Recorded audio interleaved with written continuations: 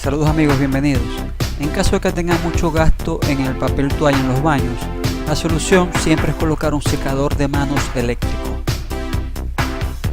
Son importados directamente por nosotros acá en la empresa.